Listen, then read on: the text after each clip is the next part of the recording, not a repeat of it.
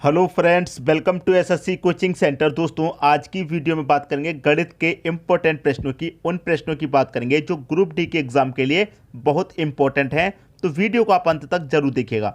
चलिए स्टार्ट करते हैं दोस्तों। पहला प्रश्न है, एक दुकानदार ने नई वस्तु की कीमत 1280 रुपये अंकित की। यदि 10% देने के बाद, भाई 10% का क्या दे रहा है, वो छूट दे रहा है। उसने कोई भी वस्तु है उसके पास, उसकी कीमत उसने कितनी अंकित कर दी, 1280। और 1280 रुपये अंकित करने के बाद वो क्या करता है, 10% की छूट दे देता है। ठीक है, छूट देने के बाद भी उसे क्रय मूल्य पर 20% का लाभ होता है।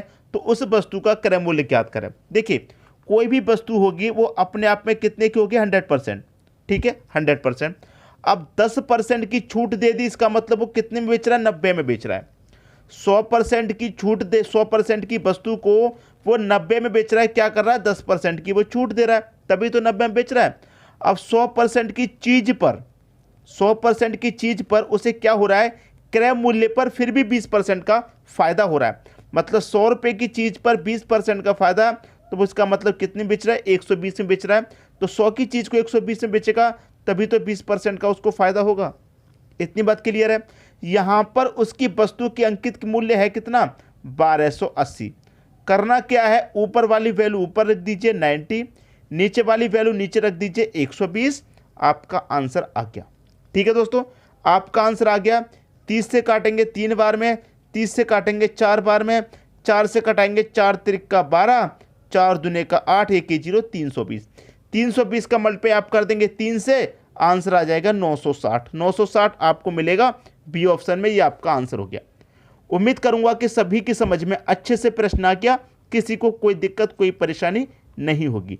अब देखेंगे अगला प्रश्न। अगला प्रश्न है, जब बल्लू जूतों के विक्रय मूल्य में कमी करने के इसे 360 रुपये से 345 कर देता है तो उसे 4% ज्यादा हानि होती है। जूतों का क्रय मूल्य ज्ञात करें। भाई, जो भी वस्तु का क्रय मूल्य होता है वो अपने आप में 100% होता है, ये बात आपको अच्छे से मालूम है। अब देखिए, हमारे जूते कितने के हैं, 360 के। 360 से उसने कितने कर दिए, उसकी कीमत 345 कर दी।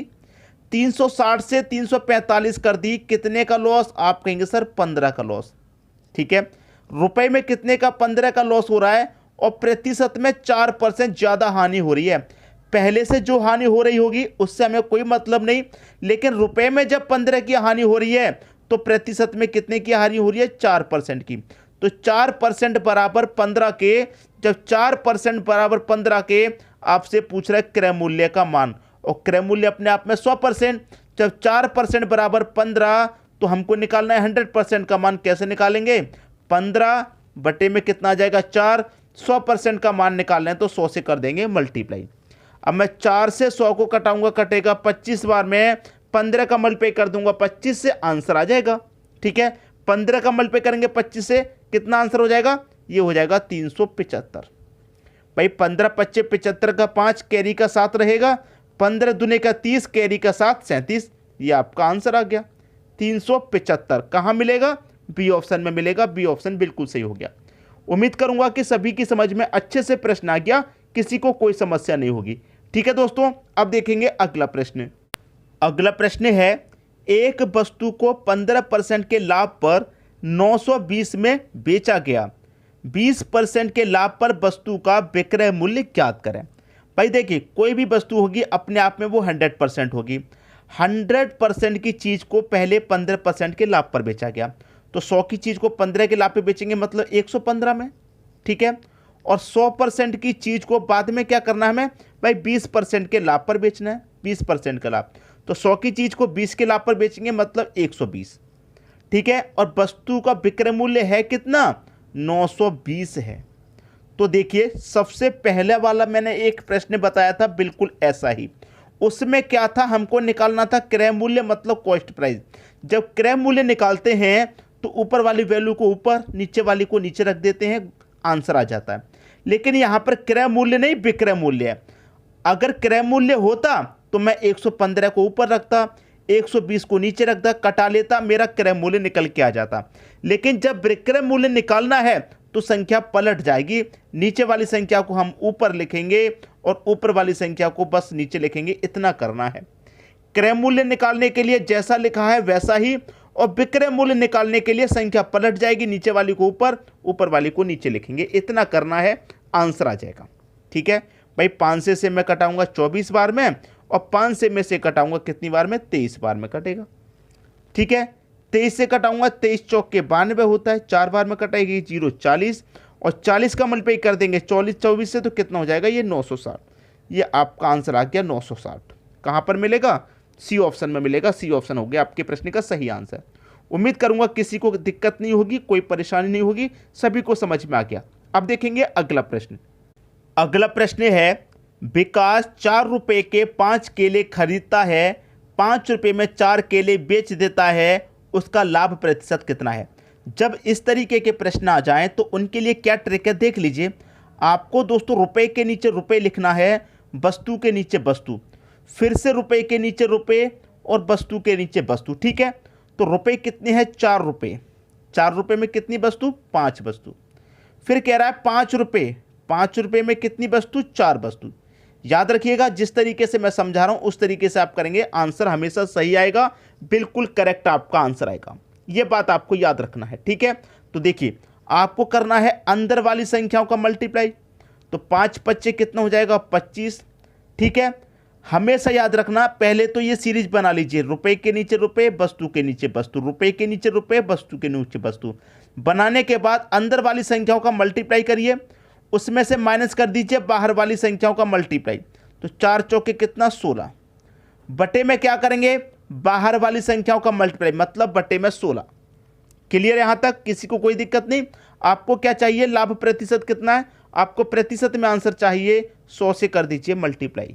ठीक है, अब 25 में से 16 जाएगा, कितना बचेगा, 9, बटे में कितना, 16, गुने कितना, 100। ठीक है, सॉल्व कर लीजिए, आपके प्रश्न का आंसर आ जाएगा। ठीक है, देखिए यहां पर मैं इसे कटाऊंगा, ये कितनी बार में कटेगा, 4 से इसे कटाऊंगा तो 4 बार में, 4 से इसे कटाऊंगा तो 25 बार में, और 9 का मल्टीप्लाई 25 से कर दूंगा तो ये हो जाएगा 225, और डिवाइड कितने से करूंगा, 4 से, तो कर दीजिए, 4 पंजे 20, 2 बचेगा 25, 4 6 24, 1 बचेगा नहीं जाएगा 10, मतलब 10 हो जाएगा, 4 दूने का 8, 2 बचेगा 20, 4 पच्चे 20, तो 56.25 आपका आंसर है। 56.25 आपको मिलेगा डी ऑप्शन में। ये हो गया आपके प्रश्न का सही आंसर। किसी को कोई दिक्कत, कोई परेशानी नहीं होगी। अब देखेंगे अगला प्रश्न। अगला प्रश्न है, एक आदमी 3 रुपए के 10 संतरे खरीदता है और 3 रुपए में 8 के हिसाब से बेचता है, लाभ प्रतिशत ज्ञात करें। भाई बिल्कुल पहले के प्रश्न के जैसा है, तो रुपए के नीचे रुपए, वस्तु के नीचे वस्तु, रुपए के नीचे रुपए, वस्तु के नीचे वस्तु आप लिखेंगे। तो कितने रुपए, 3 रुपए, 3 रुपए में कितनी वस्तु, 10, फिर कितने रुपए, 3 रुपए, और 3 रुपए में कितनी वस्तु, 8। कर दीजिए अंदर वाली संख्याओं का मल्टीप्लाई, 10 का 3 से मल्टीप्लाई 30, माइनस कर दीजिए बाहर वाली संख्याओं का मल्टीप्लाई, 8 3 का 24, और बटे में कितना, बाहर वाली संख्याओं का मल्टीप्लाई मतलब 24, और गुने कितना, 100। भाई 30 में से 24 जाएगा, 6 बचेगा, बटे में 24, गुने कितना, 100। 6 चौक के 24, 4 से 100 को कटाएंगे 25 बार में, 25% आंसर आ गया। बी ऑप्शन बिल्कुल सही हो गया। सबकी समझ में अच्छे से प्रश्न आ गया। अब देखेंगे अगला प्रश्न। अगला प्रश्न है, पहले 50 प्राकृतिक संख्याओं का औसत है। पहले 50 का मतलब 1 से स्टार्ट होगा, फिर 2 3 4 5, ऐसा कहाँ तक जाएगा, 50 तक की बात कही गई है, 50 तक जाएगा। भाई प्राकृतिक का मतलब क्या होता है, लगातार। ठीक है, 1 से लगातार कहाँ तक जाएंगे, 50 तक। इनका औसत पूछ रहा है, क्या होगा। अब देखिए मैं आपको एक चीज़ बता दूं, सबसे पहले आपको करना क्या है, संख्याओं के बीच का अंतर, 1 और 2 का अंतर 1 आएगा, 2 और 3 का अंतर 1, 3 और 4 का अंतर 1। अंतर जब आपका समान हो, जब अंतर आपका समान हो तो आपकी ट्रिक मैंने पहले भी बताई है, ये वाली first plus last divided by क्या करेंगे आप, 2 करेंगे। ठीक है, तो फर्स्ट कितना है आपका 1 है, प्लस लास्ट कितना है आपका 50 है, डिवाइडेड बाई 2। 50 में 1 जोड़ देंगे 51 हो जाएगा, 2 से जब इसे डिवाइड करेंगे तो 25.5 हो जाएगा। ये आपका आंसर बी ऑप्शन सही हो गया। उम्मीद करूंगा कि सभी की समझ में अच्छे से प्रश्न आ गया होगा, किसी को कोई समस्या नहीं होगी। ठीक है दोस्तों, अब देखेंगे अगला प्रश्न। अगला प्रश्न है 7 संख्याओं का योगफल 1050 है। 7 संख्याओं का योग 1050 क्या है दोस्तों? ये योग है 7 संख्याओं का। पहली 3 संख्याओं का औसत 120। पहले की जो 3 संख्या हैं उनका औसत आपको दे रखा है 120। दोस्तों यहाँ पर तो हमें पूरे 7 संख्याओं का योग दे दिया, लेकिन यहाँ पर 3 संख्याओं का औसत दे रखा है 120। तो आप अच्छे से जानते हैं संख्या का मल्टीप्लाई औसत से करेंगे तो यहाँ पर योग पता चलेगा। 12 त्रिक 36 और 1 0 360 इनका योग हो गया। 3 संख्याओं का योग 360 हो गया। फिर कह रहा है कि चौथी संख्या 126 है। यहां पर एक चौथी संख्या भी है जिसका योग कितना है? 126 है। टोटल संख्या हमारे पास कितनी है? 7। 7 में से 3 संख्या का यहां पर योग कितना हो गया? 360। और एक संख्या यहां पर ये है, अगर मैं इन दोनों को जोड़ूंगा 3 और 1 कितनी संख्या हो गई? 4। तो 4 संख्याओं का टोटल 7 संख्याओं में से 4 का हमें पता चल गया इतना है। अब यहां पर कह रहा है कि अंतिम 3 संख्याओं का औसत कितना होगा? भाई अंतिम 3 संख्या ही बचेंगी। टोटल संख्या हमारे पास 7 हैं। 7 में से हमको 4 का मालूम हो गया, योग इतना है। तो देखिए ये हो गया 4 संख्याओं का योग। मैं टोटल 7 संख्या में से 4 संख्या का योग घटा दूंगा तो 3 संख्या का योग ही तो बचेगा, तो घटा दीजिए आसानी से। अब मैं इसको पहले जोड़ूंगा तो ये कितना हो जाएगा? देखिए 360 में 126 में जोड़ लूं तो ये 6, ठीक है, 6 और 2 8, 3 और 1 4, 486 हो गया। ठीक है, 486 4 संख्याओं का योग है 486। मैं 7 में से 4 का योग माइनस कर दूंगा, 3 का बचेगा। तो 1050 में से मैं 486 को अगर माइनस करूंगा तो 3 संख्या का बचेगा।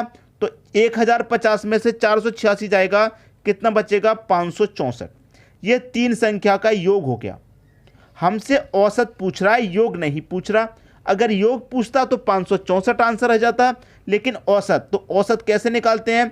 अगर हम योग में संख्याओं से डिवाइड करेंगे तो हमें क्या पता चलेगा? औसत। कटा लीजिए, 3 1 कम 3, 2 बचेगा 26, 3 अट्ठे 24, 2 बचेगा 24, 3 अट्ठे 24, 188 आपका औसत हो गया। 188 कहाँ दे रखा है? सी ऑप्शन में। ये आपके प्रश्न का बिल्कुल सही आंसर हो जाएगा। सबकी समझ में अच्छे से प्रश्न आ गया होगा, किसी को कोई समस्या नहीं होगी। ठीक है दोस्तों, अब देखेंगे अगला प्रश्न। अगला प्रश्न है 7 के प्रथम 20 गुणजों का औसत ज्ञात कीजिए। 7 के प्रथम 20 गुणज।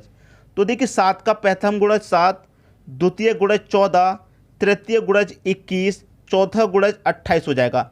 इस तरीके से कहाँ तक पूछा गया? 20 गुणज। तो 20 गुणज कहाँ तक जाएगा? 140 तक। भाई 10 गुणज तक बात करता तो 70, 20 गुणज की बात करा तो 140 हो गया।